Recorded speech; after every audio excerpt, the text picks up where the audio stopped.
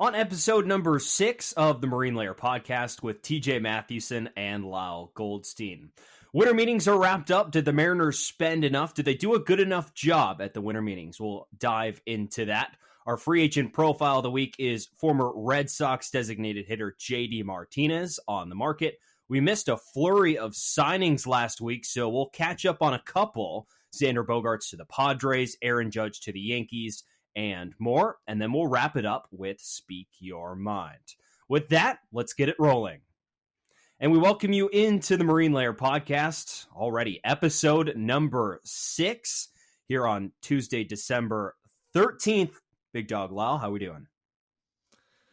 Doing pretty good. It's cold here. How's it feeling in Corvallis? I'm freezing. Yeah, I'm freezing. I'm wearing a vest inside. If you're watching on YouTube, vest on inside. The heat is on. It's probably going to be cooking in my room by the time this episode. But by the time we're done with this episode, it'll probably be at least 70 degrees in this room. It's honestly kind of hot when it gets all the way warm.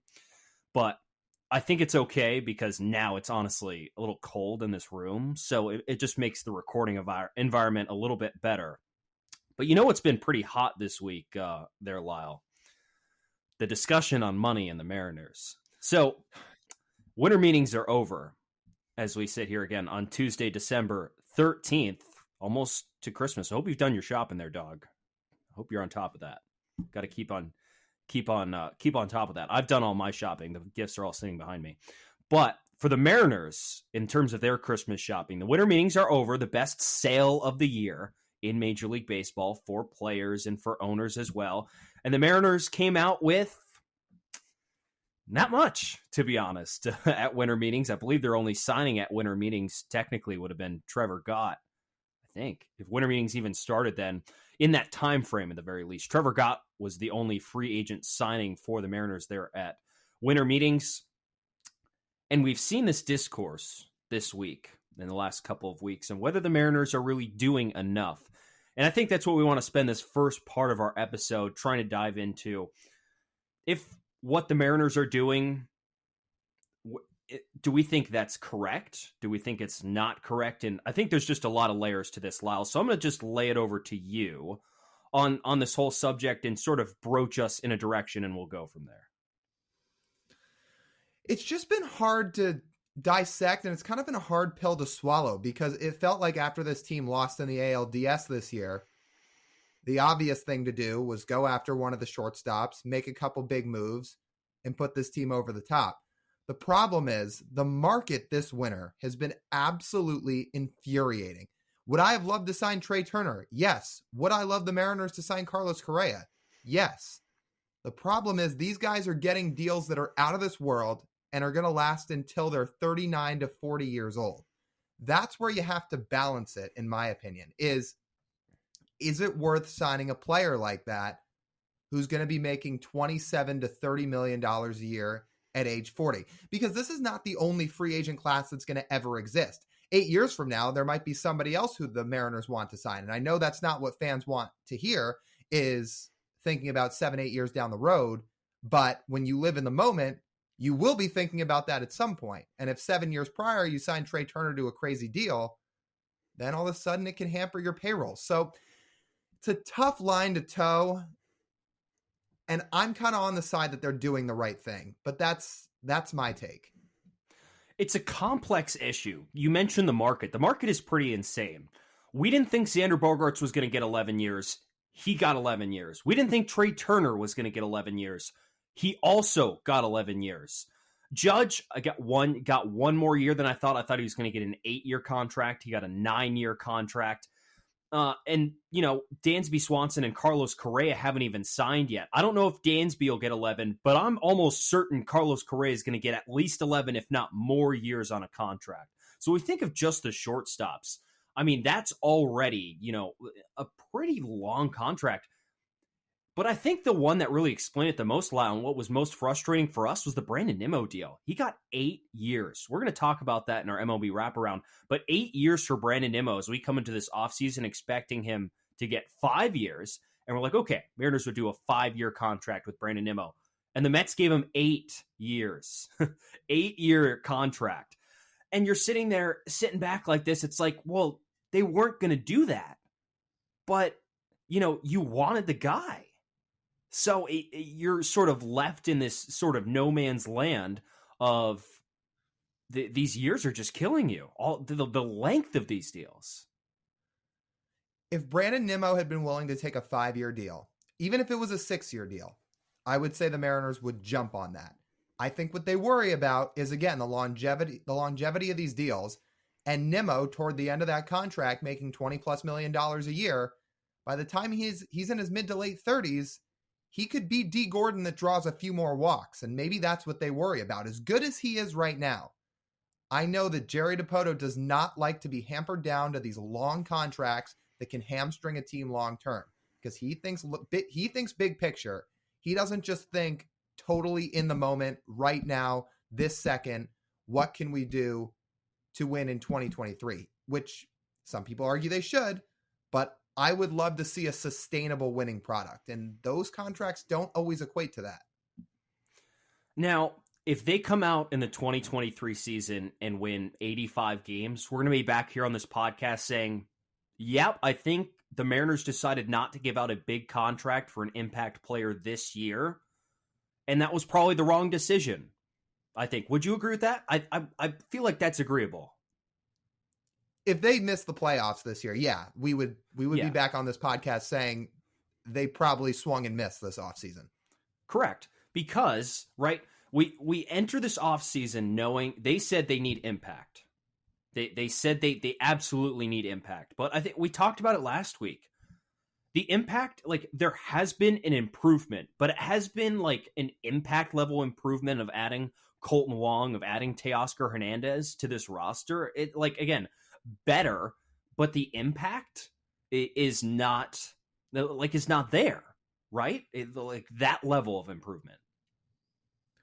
I think they are a better lineup and offense today than they were in Game 3 against the Astros, aka the last day of the season. I do believe that. I think Teoscar is an upgrade over Mitch Haniger in right field, and if Colton Wong can even do part of what he did this past year, it's an upgrade over Adam Frazier at second base. So they did get better. It's just not what a lot of Mariner fans wanted to see in terms of the jump from 2022 to 2023, at least so far.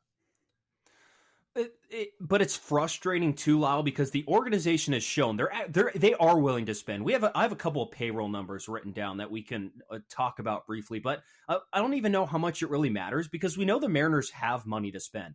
They are a most likely 15 to 10 in terms of payroll size in Major League Baseball. In the later parts of the 2010s, they were averaging around the number 12 to the number 10 payroll in baseball when they had Cano, Cruz, Felix all on the books, and they ran that perfectly. And they're not even one of the top attending teams in baseball. So, it's not a matter of that they couldn't afford it. They could afford to be around the 10th highest paying team in baseball in terms of payroll. And there's room for that, because right now they're at 17. But to look at that, it's also how you spend the money as well, which I think is interesting. And again, to the sort of the back end of those contracts is where that money wouldn't be as smart per se, I guess.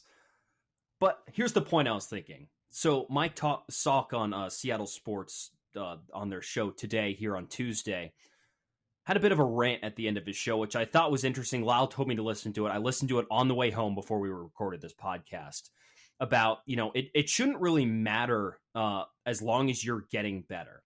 And I think, Lyle, I know where the frustration is coming from. And the reason people are so frustrated, it's not just because they're spending money. It's because they're not spending money on the part of their team that struggles the most. Lyle, where does this team struggle the most? It's offensively these days. Right. And who is Jerry Dipoto's biggest free agent signing as a position player? It's Nori Aoki on a 1-year, $6 million deal. Exactly. And that's valid. That is a valid point right there. We can talk about the smartest way to build a roster. The most sustainable way to build a roster is to not give a guy a 12-year contract paying him $30 million a year. Yes, that is an objective fact, because for half of that contract, he could stink and still make $30 million a year. That's why you look at San Diego and say, well, they're going to be really fun for the next 4 years. but then maybe from years 5 to 8 or 5 to 9, they're really going to stink. They're going to have a lot of old, expensive players. But when you look at this Mariners lineup, and they come out and they just, they're fine, but they're not great. And if they continue to be not great, then it's like you could sign somebody to fix this issue. You absolutely could sign somebody for your object weakness. You can sign somebody to be in the middle of your lineup and play, and they're choosing not to because they don't want to pay the price and the years to do so. I'm going to make a counterpoint here. A lot of people have compared the Mariners' blueprint and the rebuild they've tried to create here to the Braves. They say the Mariners' formula is very similar to the Braves. And I understand why fans are frustrated because they have not ever signed a big free agent position player. Well, you look at the Braves roster.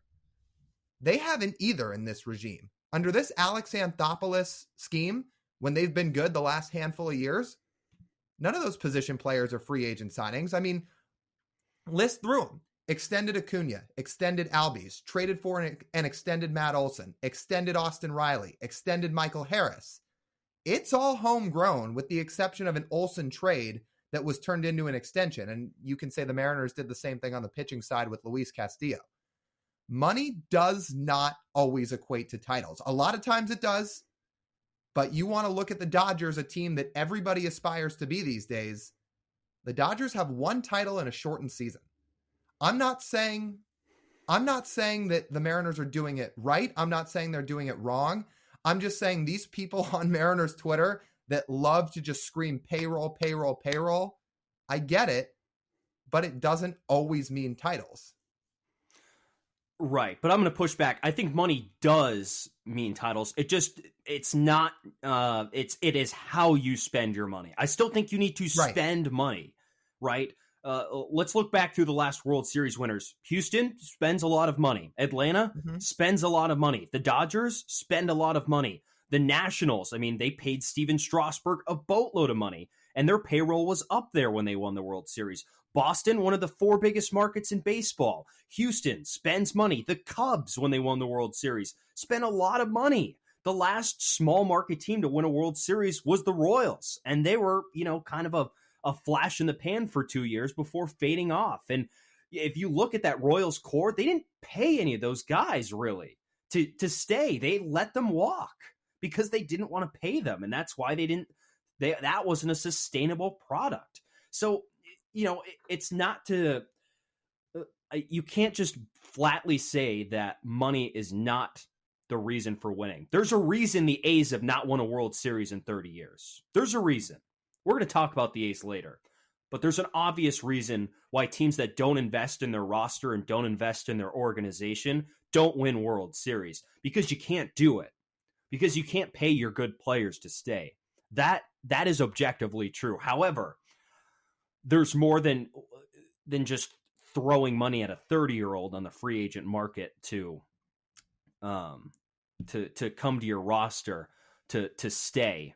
In terms of winning, it's just such a complex topic that honestly, Lyle, it can't really be assessed until the off season's over, until we're starting spring training. We actually know what the roster is going to look like. So I don't know. It is a whole number of things. So if what I said came out wrong, let me rephrase. I am not suggesting the Mariners should not spend money. I am suggesting the exact opposite. My whole thing with this team and the way they're built is so many people on Mariners Twitter want it done one way, and a lot of people want it done a different way. My whole thing is I don't care how it's done. Just win. And I want the Mariners to spend money. Yes. What I meant is I don't care where the money stems from as long as the roster is getting better and they're acquiring talent. For example, Julio Rodriguez getting what could be a 17-year extension at 21 years old, that's improving the roster. I don't think you'll find a soul on earth that would be mad about that deal. So if the Mariners keep extending some of these players in-house, sure. If they make another trade and extension, sure. Like the Braves, for example, have a top 10 payroll. They're doing everything in-house for the most part, but they still spend money. If the Mariners do it like that, that's okay. I'm just saying I can't cry if they don't sign Xander Bogaerts to an 11, 12-year contract, because that feels like bad business in a lot of ways. I would like to see them be sustainable. I just don't think the Mariners are doing themselves any favors with the general manager going on local radio and talking about the 2026 payroll. I just don't think it does any favors that way. Because do you know what fans don't care about?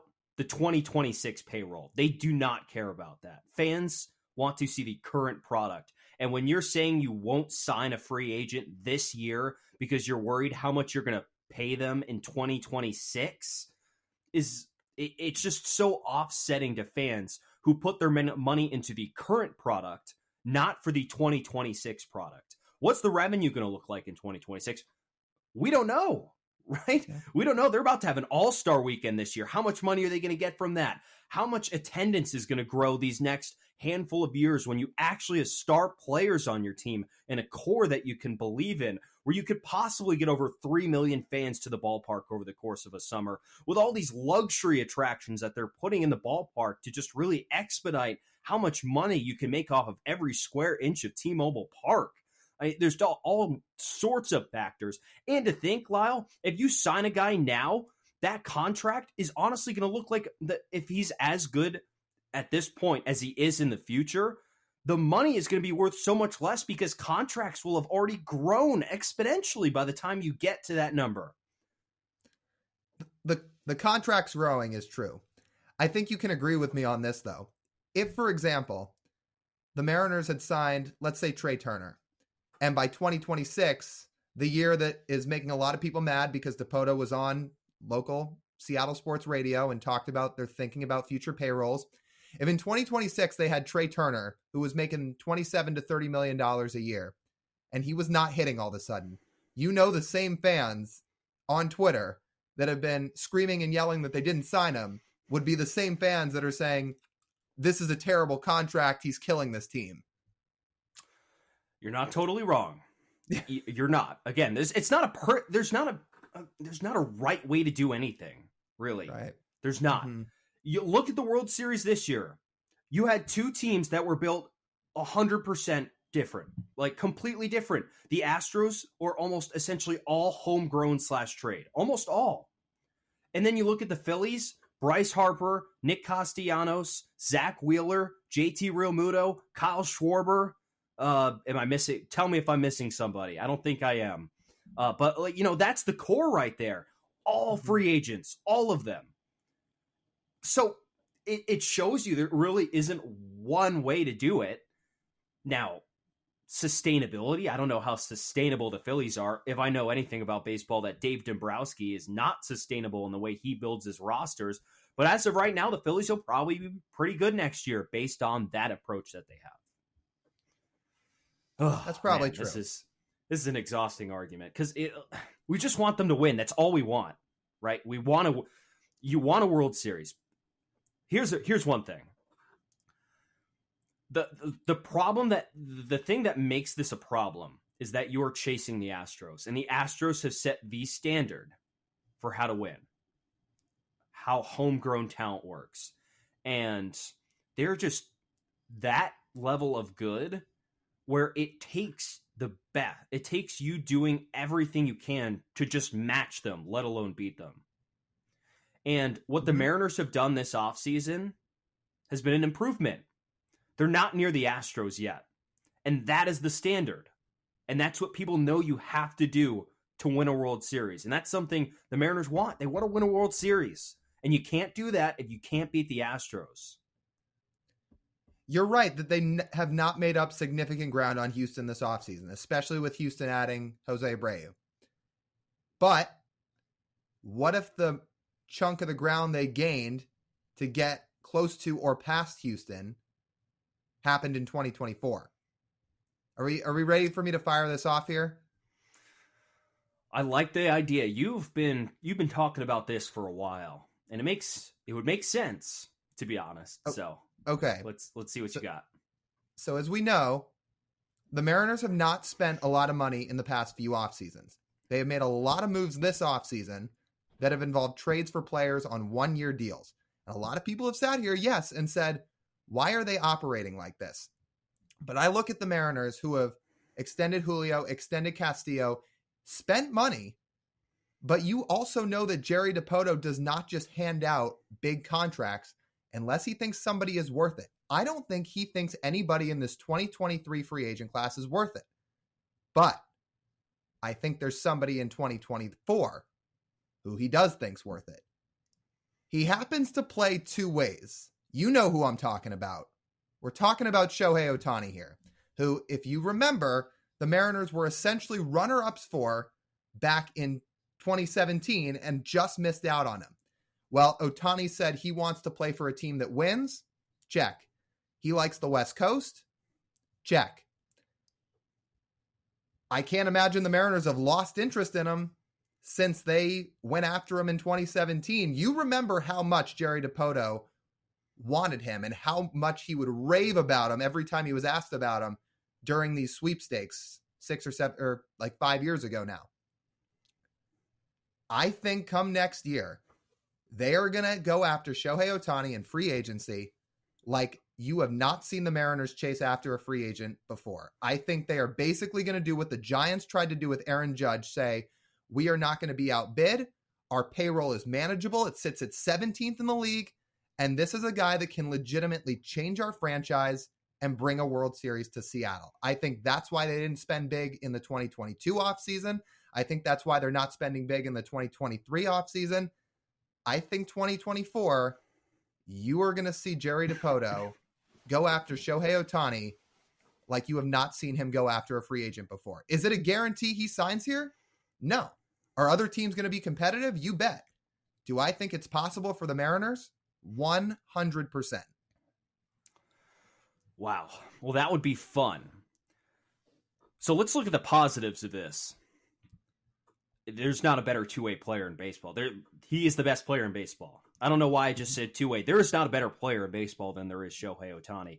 He wins the MVP last year and had, almost as good of a year this year, a 142 WRC plus, and he had over a 30% strikeout rate this year, a 2.33 ERA. So you're talking your ace and your cleanup hitter in your lineup.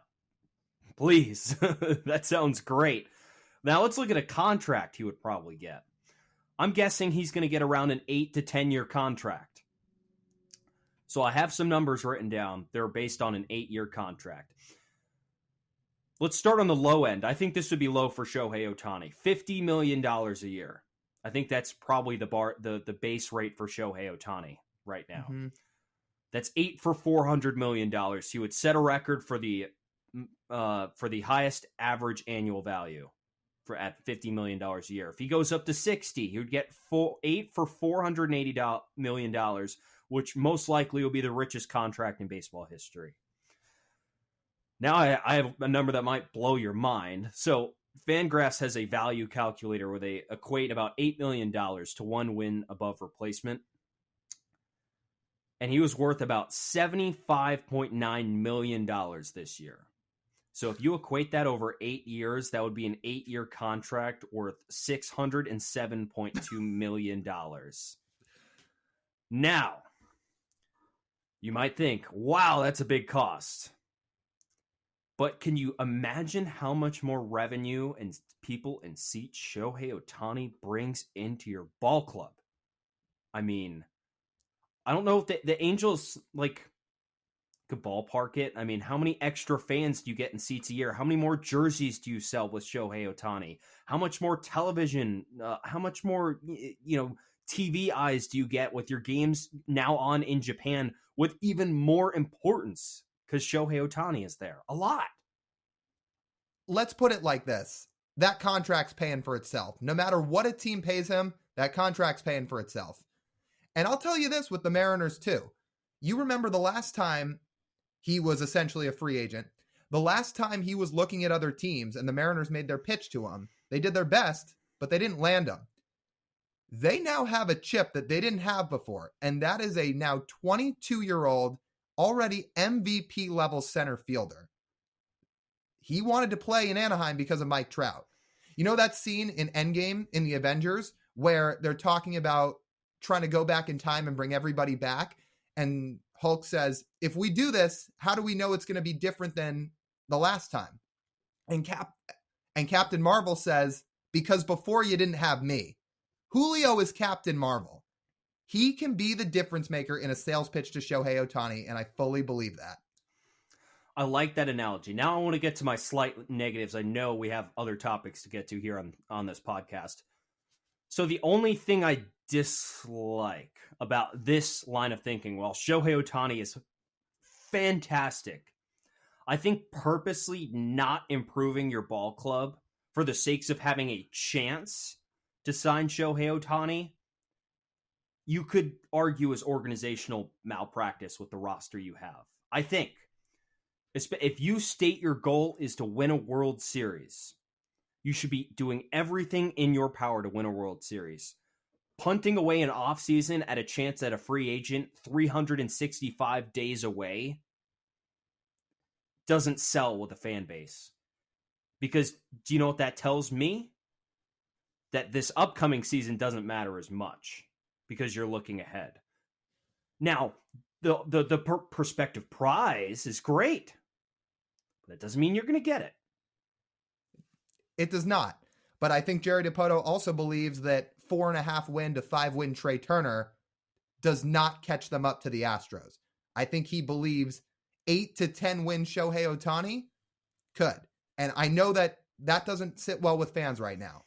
But if that is his thought process long term, I understand it. And I'll bet you this, they're probably already setting up their blueprint to try to sales pitch him again. I bet you they're already working on it if it were my guess.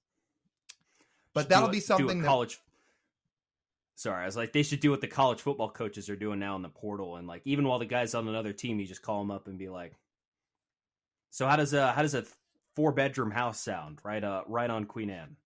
Yeah. You can get a nice view of the city. Exactly.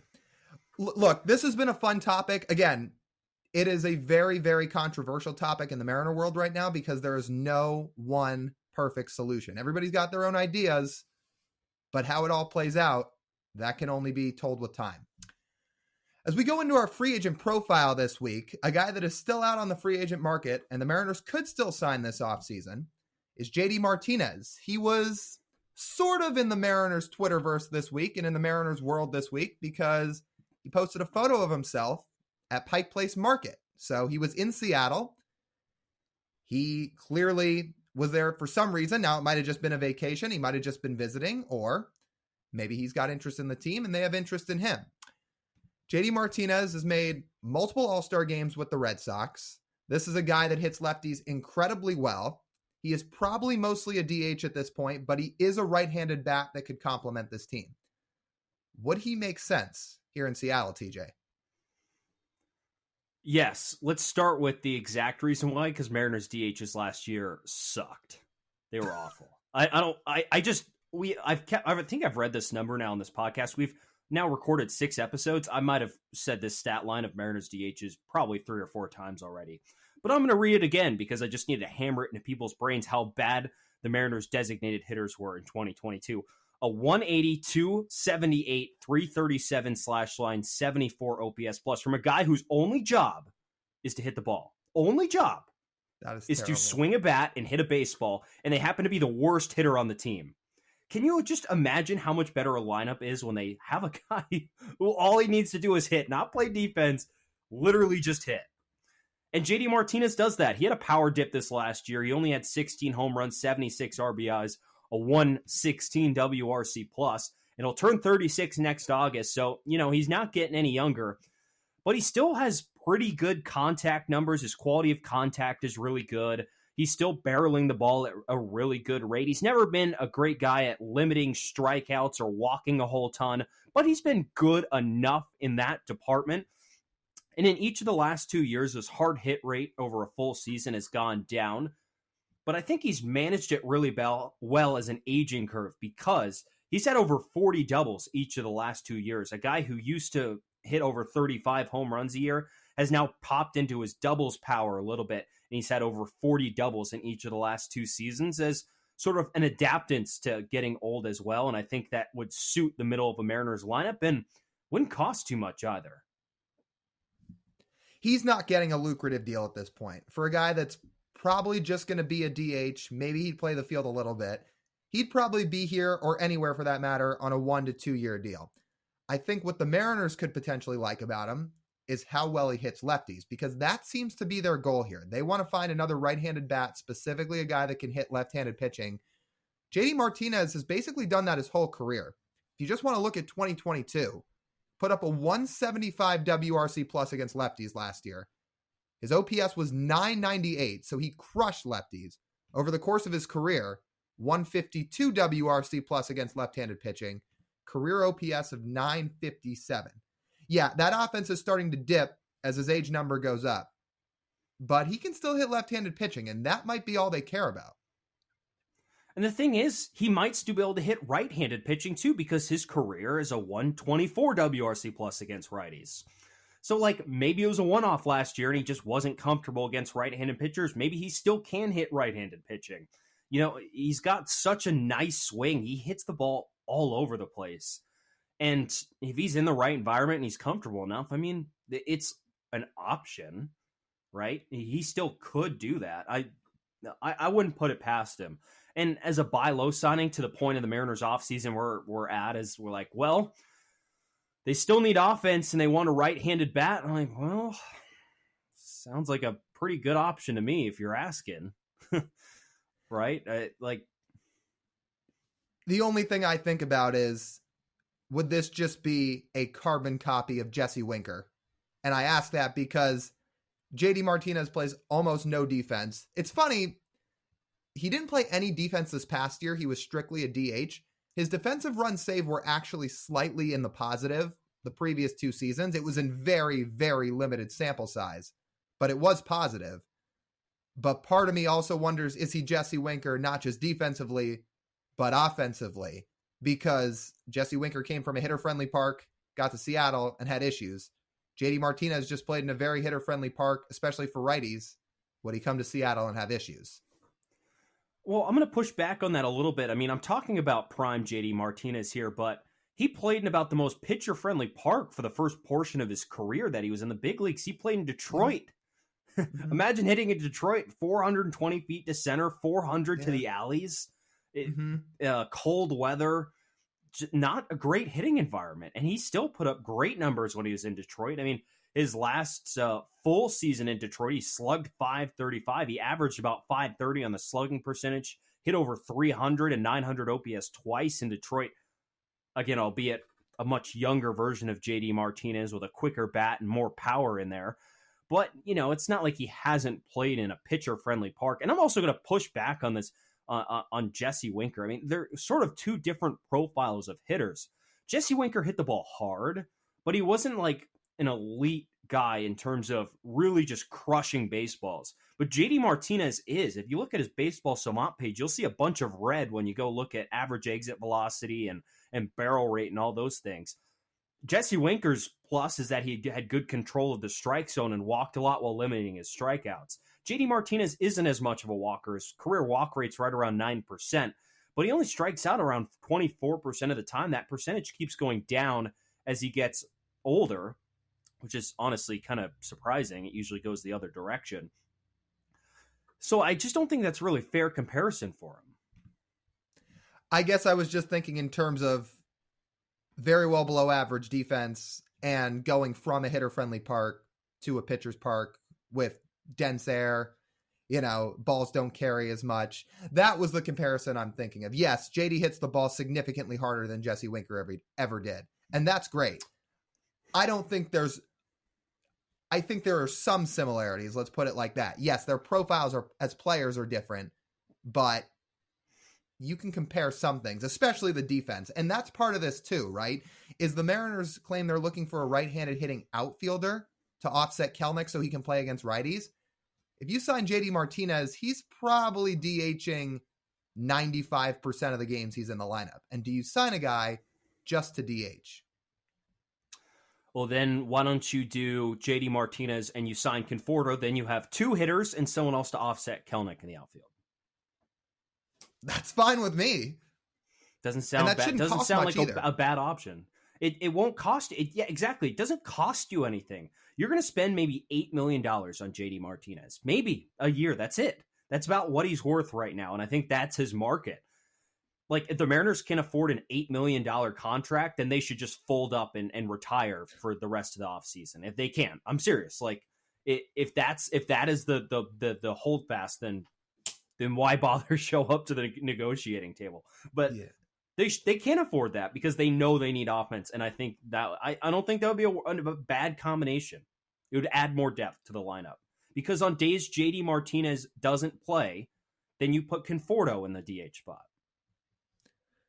So JD Martinez would roughly cost $8 to $10 million, we're saying, and Michael Conforto would probably cost somewhere from $12 to $15 million. Yeah, I would think the Mariners have $25 million to shell out to those two players.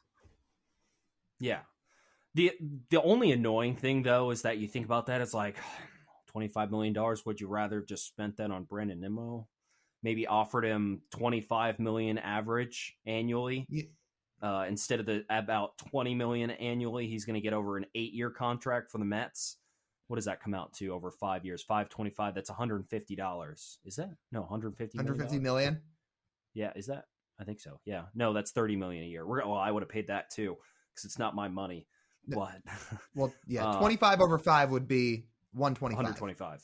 Right. Okay. Yeah. Well, I would have paid him $30 million a year as well, because just for that, just literally just for it to be 5-year contract, I think you do what it takes. I know.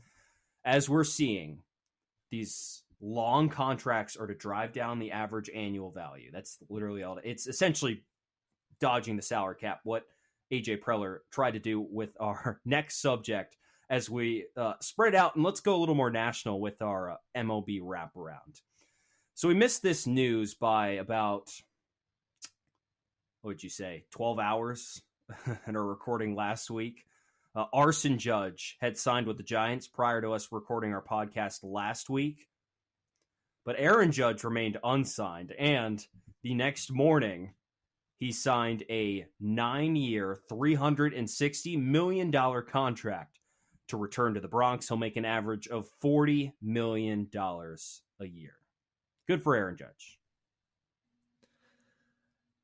We made a TikTok about this, which, again, if you're not following us on TikTok, you should be. I always felt like Aaron Judge was going to go back to the Yankees. I mean, don't get me wrong. When we saw reports that he was heading to the Giants, even when Heyman retracted his tweet, there were still rumblings that it was going to happen. Like, Judge to the Giants feels like it's picking up steam, this and that. That was the first time I really ever felt like, yeah, he's not going back to New York. But evidently, he wanted to be in the Bronx because that's where he signed. Maybe he just used the Giants as leverage. But point being, the Yankees could not afford to lose Aaron Judge. I don't even know if that team's a playoff team with Aaron Judge. And now he's going to keep his legacy there. You don't think so? No, they're not. No. Yeah. I don't think so either. So now he kind of saves the Yankees, so to speak, at least for the next few years when he's still in his prime. And he's probably going to get the captain title. He has a chance to get his number retired now.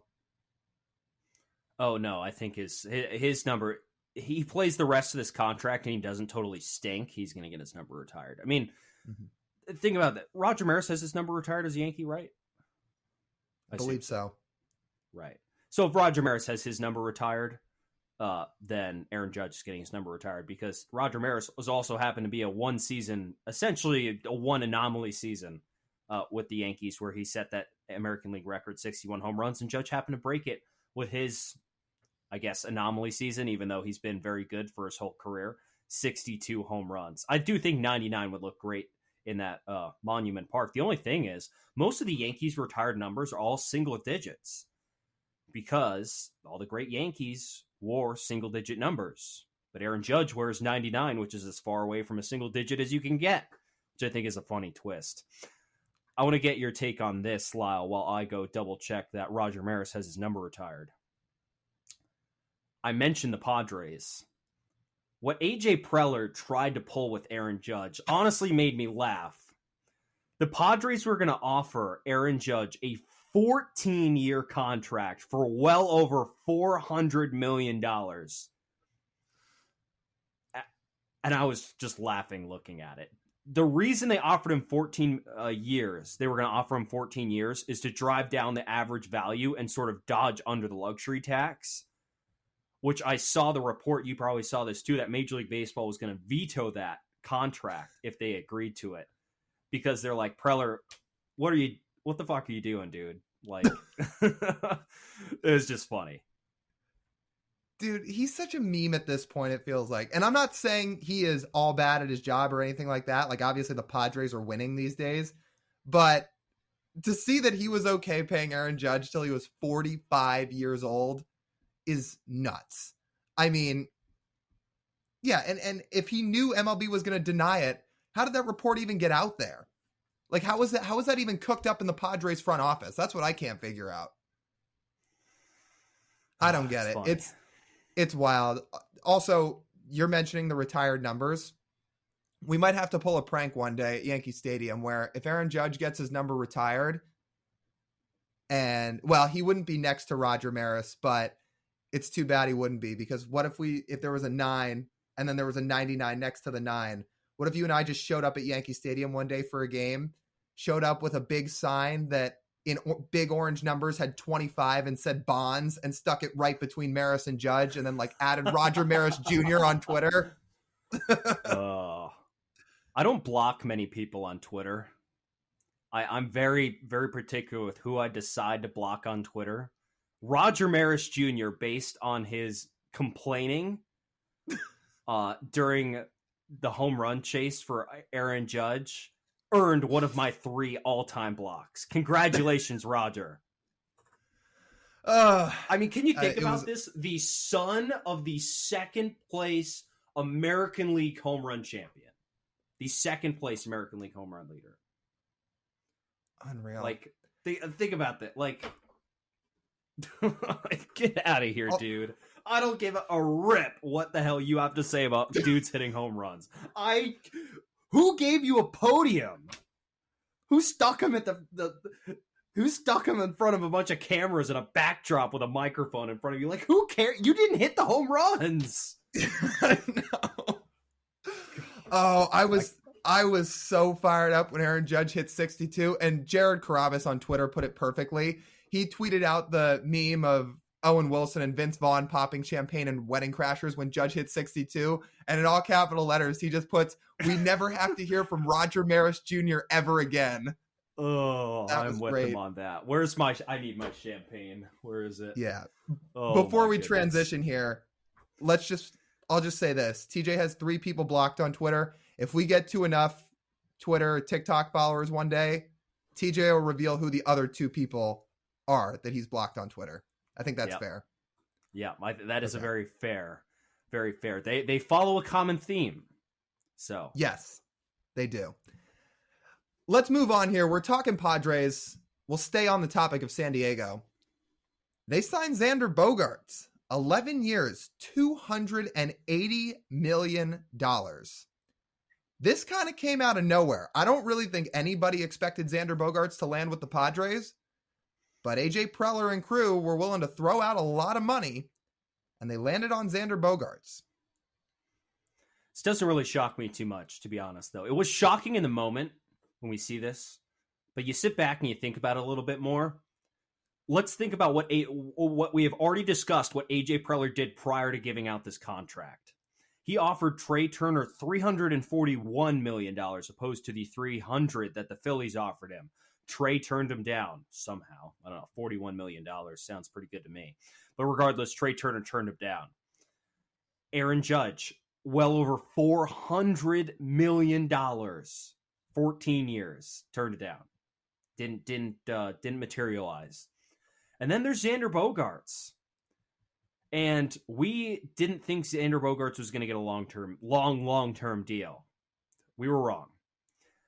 AJ Preller essentially was like, okay, what's a number the Red Sox aren't going to match? They weren't going to match that. They weren't going to match 11 years, $280 million. They could have. They have the finances for it, obviously, but they didn't do it. So the Padres offer something the Red Sox would not match, and that's exactly what happened. And I know Xander went back to the Red Sox and was like, can you guys match this? And they were like, nope. And now Bogaerts is a Padre, and man, the Padres are fun, and they're good for baseball. They are so good for baseball. Credit, I forget the Padres owner's name. Hat tip. Thank you. Look, I think they've been incredibly irresponsible with their money in a lot of ways, but they are good for baseball. Yes, they are competitive. They are right now a very good team, and they are good for the sport because they're spending a lot of money no matter what way they do it, and they're trying to win. It is crazy. It almost just felt like they were playing fantasy baseball in a lot of ways, except it was through free agency, where it was like, oh, well, let's just throw all this money here at Trey Turner. Oh, well, that didn't work. Okay, let's just throw all this money at Aaron Judge. Oh, that didn't work. Okay, let's now just throw all this money at Xander Bogaerts. That worked. Like, I mean, it didn't feel like they had much of a plan behind it. It was just like throw as much money possible at all the star free agents until they got one of them. The Padres are what Mariners Twitter looks at and are like, why can't we be more like that? Now, we can have our agreements and disagreements on if that's the right way to build a roster. Time will tell. Who's going to win a World Series? That's really the real indicator. If the Padres win a World Series, and you're like, I think they were probably right. But like, San Diego's not a big market. It's not. It is cornered in the southwest corner of the United States, swoon down by Los Angeles. So like, you have this tiny chunk of California that is your market. That's it. That is your only market. And yet you trust that the revenue will come to sign some of these contracts. Listen to some of these contracts the small market of San Diego has signed. Manny Machado, 10 years, $300 million. Fernando Tatis, 14 years, $340 million. They could potentially sign Juan Soto for over $400 million in a couple of years. It could be this year if they choose to extend him, or they could wait until he's a free agent. He'll probably wait to be a free agent because of Scott Boras. They signed Eric Hosmer to an 8-year deal for $144 million. They signed Joe Musgrove to a 5-year, $100 million contract this season. They signed Will Myers 6 years, $83 million. They just spend. And it's great. It's great. It's enjoyable. I have 2 points to make here. I'll let you respond to each of them. My first is, you mentioned Juan Soto. You know what? I'm going to do that second. I do wonder how the Xander Bogaerts contract is going to play out. Because as we talked about when we broke him down for a potential fit with the Mariners, we talked about he set career lows in a lot of categories. Or if it wasn't a career low, it was the lowest point of his career in a very long time in things like hard hit rate and barrel rate, average exit velocity, along with the fact that he did not hit all that well away from Fenway Park. That has to be some concern, right? A little bit. But is anything about AJ Preller concerned about 4 years from now? No. Probably not. He's not. So, do you think Xander will be good for the next 2 to 3 years? Question. Yes. Okay. And that's what AJ Preller's focused on. Even though he gave him 11 years, he's focused on the next 2 to 3 years to win a World Series. That's why he signed him. He did what he needed to do to get Xander to San Diego. That's essentially what he did. Whether he likes the trends or not, it's irrelevant. He wants to be good for the next 2 to 3 years. Point blank. Yeah. Here's my second point, and it makes better sense to do it in this order now. Even if that's the case, why did you just give Xander Bogaerts, who's about to be 30 years old, an 11-year deal, instead of giving Juan Soto, who's about to be 24, whatever extension he wanted? I know Scott Boras usually waits till his clients hit free agency, but if they had given Soto an offer he couldn't refuse, like $500 million, I bet you he takes the extension. I would have rather done that than give Bogaerts the money. Soto is way more of a safe bet and a lock to be an offensive catalyst than Bogaerts is. You're right. You're correct. However, that is assuming that Scott Boras and company are willing to negotiate an extension while he still has 2 years left until free agency. And there's another thing. Maybe AJ Preller does not think the current iteration of the San Diego Padres without Xander Bogaerts is good enough to win a World Series, which is a fair assumption. You sign Juan Soto, great, but you already have him under contract for the next 2 seasons, regardless if he signs an extension. So, you do what you can now to utilize those resources that you have by not paying Juan Soto to go sign another guy to help Juan Soto to win a World Series. You are talking logically for the future of the San Diego Padres in the long term to have a long-term good player. But AJ Preller is focused on the next 2 seasons when Juan Soto is guaranteed to be a San Diego Padre unless they decide to trade him away. That's probably true. You're probably right about that. So, again, the 2 extremes of baseball. You have the Padres and you have the Phillies, and then you have the Astros and Braves in terms of roster building. We've covered a lot of that today, more than we probably would have liked, but it is entertaining podcasting nonetheless. Let's run through these next couple quickly, Lyle. Brandon Nimmo, our ideal free agent signing, goes to the Mets. 8 years, $162 million.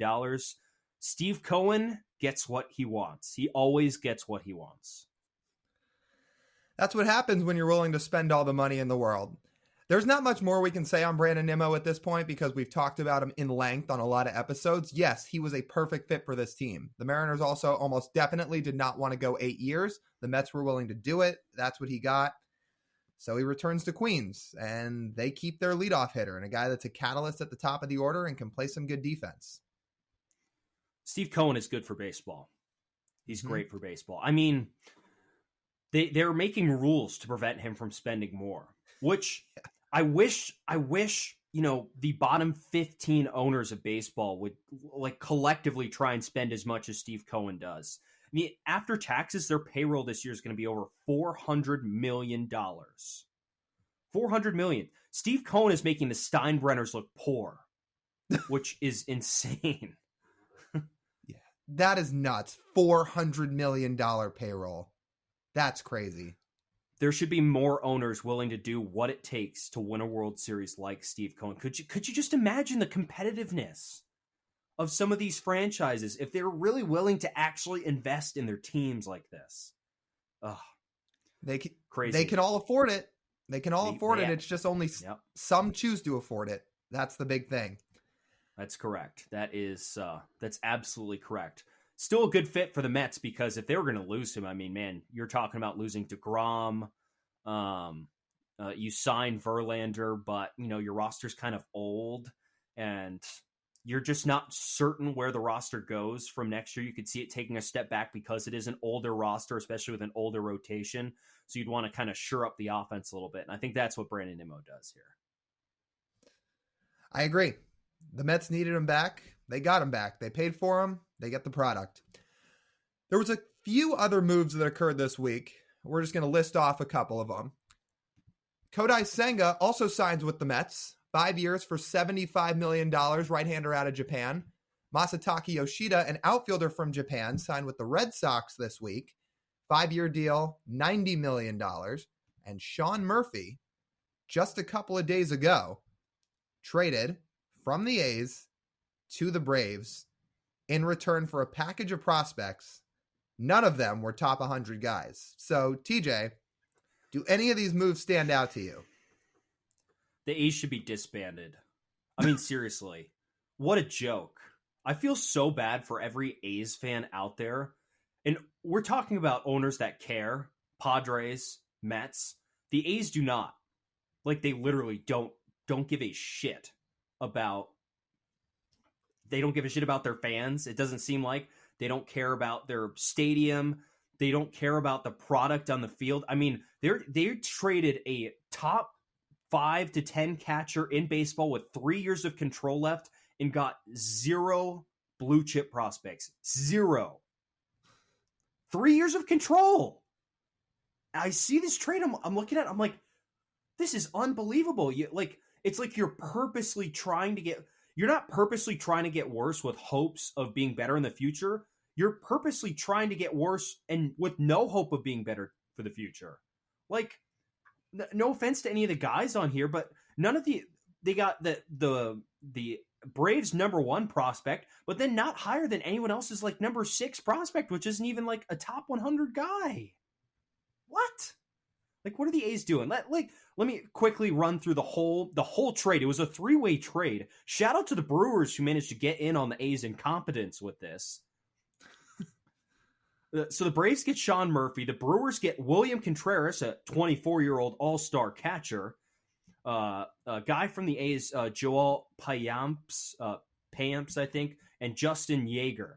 The A's get Kyle Mueller, who's the Braves' number 1 prospect, not a top 100 guy. Estri Ruiz, who's the Braves' number 8 prospect. Freddie Tarnock, which is the Braves' number 6 prospect, formerly, of course. And Royber Salinas, the Braves' number 18 prospect, and a veteran catcher, Manny Pena. Manny Pena is the only guy making, I think there's only one guy in the A's roster next year making over $5 million. I mean, it's so sad. It is so sad. It's Major League. They are trying to move this team to Vegas. And that's not a hot take. That's not an exaggeration. There is one reason and one reason only for why you would purposely assemble a roster this terrible, and they're trying to get out of Oakland and move to Vegas. You don't trade a top 5 catcher with 3 years of club control for absolutely nothing in return because you hope to get better in the future. No way. It's just awful. Like, can Rob Manfred in the commissioner's office just step in and it's like, okay, guys, like either move or try. Like, do it, like, just like put your foot down and say you're moving to Vegas. Because it's just bad. It's embarrassing. And I just feel so bad. I feel so bad for A's fans out there that have to deal with this. And we complain about free agent signings, but, imagine if we went down the list of the A's top free agent signings in the last 30 years, and we could probably not find one that was actually good. Okay. I'm with you. Really quickly before we move on here, I was just going to say, I guess the move of those 3 that stands out to me is Kodai Senga. And I say that because I'm interested to see if this Mets rotation, there we go, is better, worse, or about net neutral with Senga and Verlander compared to if they had DeGrom and Chris Bassett, who also just signed elsewhere this week. He signed a 3-year deal with the Blue Jays. Kodai Senga throws 102 miles an hour at his very top when he tops out, and he also has a nasty splitter. This guy has a chance to be a bargain of a contract, making 5 years for $75 million, along with getting Verlander, who we said long-term we wouldn't want to pay. 2023 he has a chance to be really good. I'll be interested to see if this rotation is better, worse, or about the same with those 2 compared to having DeGrom and Bassett. It's going to be an old rotation, but they stay healthy. I think they have a chance to be very, very, very good. Maybe not sustainable, but at least good in 2023. That's all that matters at this moment. Let's get to a segment we've been looking forward to for a few weeks now, and let's speak our minds. So Lyle and I, when we're discussing this scenario of what we were going to do this week, it's pretty obvious. So we're obviously Mariner fans, which by correlation would make us Seahawks fans. Some big news in the offseason. Russell Wilson on March 8th was traded to the Denver Broncos for 3 players, 2 first-round picks, 2 second-round picks, and a third-round pick, I think. I didn't write down the trade package, but I think off the top of my head, that's what it was. The Seahawks gave the Broncos a 4th-round pick. That's what it was. Correct. Gave them a 4th-round pick and quarterback Russell Wilson. This past Sunday, the Broncos were eliminated from playoff contention before the Seahawks and currently are currently projected to give the Seahawks the number 2 pick in the NFL draft. We decided to go back to March 8th and dig up some tweets that we could read that couldn't have been more wrong about the situation that was going to unfold in the 2022 NFL season. Before we read anything, I'm going to put a hand up and admit I was wrong. I was so wrong. I thought the Seahawks got fleeced on this trade. I was heartbroken. Didn't know what life was going to be like after Russell Wilson. Now you fast forward to the end of September. I'm sitting there. I'm like, did Pete just? Did he? He must have been right. Okay, I've got 2 things here. One, I'm putting my hand up too because, like you, I was wrong. I've just got to say this before we start reading off these tweets. They are 3-10 The Denver Broncos, after trading for Russell Wilson and giving him a 5-year extension for $245 million before playing a single game in a Denver uniform, are now 3-10 and are currently holding the second pick in the NFL draft in 2023, which goes to the Seahawks because that was part of the Russell Wilson package. This season for the Broncos is literally an SNL skit written by the Seattle Seahawks. It is unreal. Their offense is the lowest scoring offense. It's even lower scoring than the 2017 winless Cleveland Browns, to put that in perspective. What would their record? Do we know what their record would be if they'd scored 18 points in every game? It'd probably be like 8 and I think it would probably be like 8 and or they'd probably be like 9-4 at this point. 9-4, 10-3, something like that.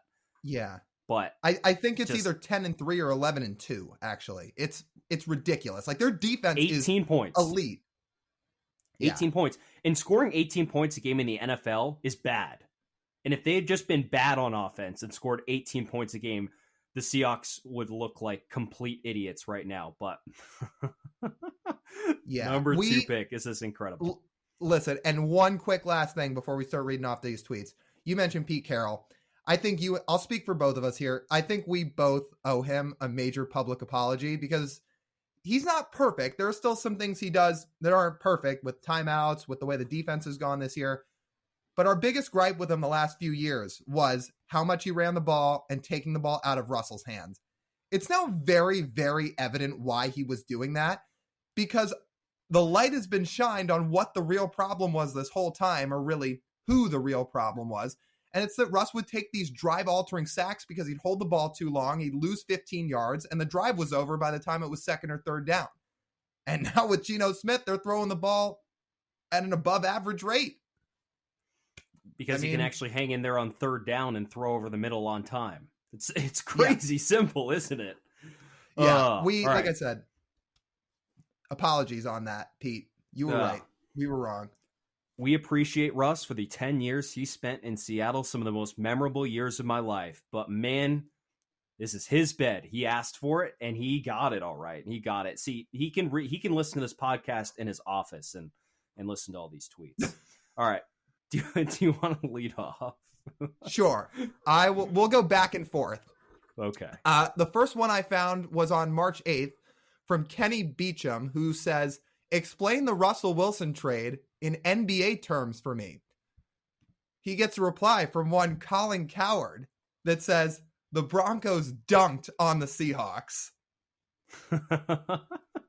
Okay, that's a good one. I think I have Colin in here somewhere too, but it's not that one.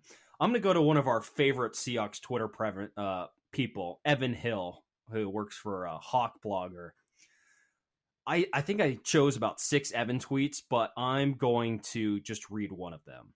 The fact that the Seahawks had to throw in a 4th-round pick is honestly fucking hilarious. What a horrible return for a once-in-a-generation half of a Hall of Fame quarterback.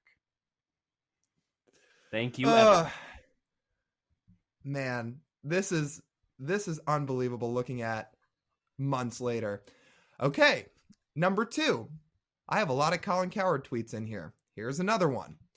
Colin Coward says, "The Broncos have crushed this offseason. Free agency and draft. Crushed it." Now, they didn't even have a 1st-round pick in this year's draft. But somehow, I guess in Colin Coward's world, they crushed it. They won the offseason. Okay, let's go to Sports Radio KJR Dave Softy Mahler's poll. This isn't really a tweet, but this is more of a fan perspective. He put out a poll on March 8th saying, "Seahawks trading Russell Wilson to Denver. Love it or hate it?" 54% of people said they hate it, while 45% of people said they love it. I wonder what those numbers would be now. Gonna go with like 97.3 or something like that. Probably. Okay. 3rd tweet, and I promise this is my final Colin Coward tweet, but it's another one because he loves Russell Wilson. This was on August 5th, 2022, as we're getting ready for the start of the regular season in the NFL. It was just a few weeks away. There's a video of Colin Cowherd talking for about 6 minutes. And what it's quoted on Twitter is, I think Russell Wilson wins the MVP. Ooh. And he goes on for 6 minutes about it. I'm going to go now to the Denver stratosphere. I have a couple of Denver Twitter personalities here that are lined up here. Let's go to Zach Stevens, who works for DNVR, a sort of new media outlet in the Denver area. He's got a lot of really good ones, but I'm gonna just circle this one. The Denver Broncos are Super Bowl contenders with Russell Wilson at QB for the next decade. Oops. I've got to say this, by the way, as we're reading through these tweets, because this was a take a lot of the offseason. I don't ever want to hear again about how Jerry Jeudy and Cortland Sutton are a better receiver duo than DK and Tyler Lockett. Oh, no, not at all. No. Not at all. No. That was a take. It was a take. Incorrect take, as it seemed like there were a lot of them. Okay, 4th out of 6. I'm going to do this one and then 2 more after this as we continue to go along here. Denver Broncos 365. They tweet out a lot of Broncos stuff. They caught a picture of Peyton Manning shaking hands with Patrick Mahomes, who I believe has never lost to the Broncos in his career, at least not when he's on the road. 10-0. Yeah, he's 10-0. 10-0 against the Broncos.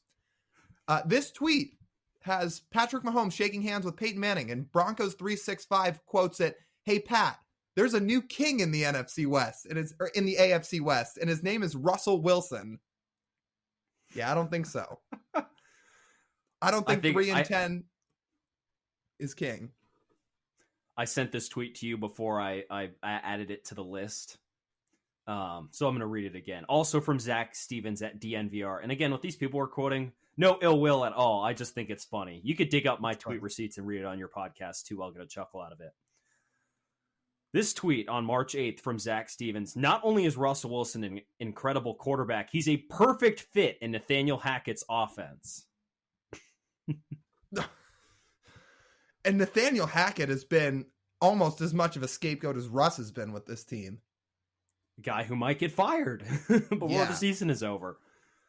Oh, well, incredible. I mentioned that. Okay, I got 2 more. I mentioned that contract that Russell signed, 5 years for $245 million in Denver.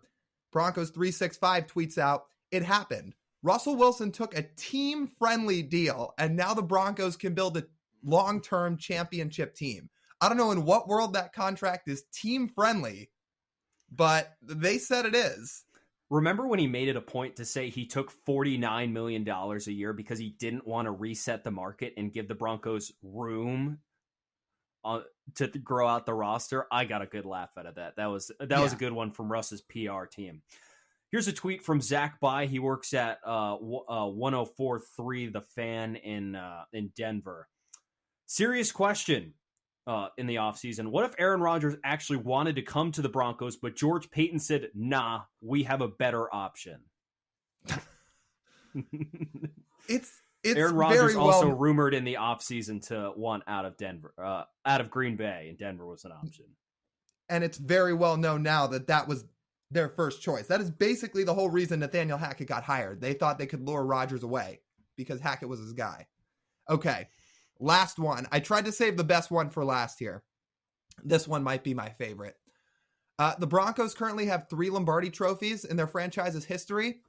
Broncos 365 caught Russell Wilson wearing some orange cleats with a white Lombardi trophy on the bottom.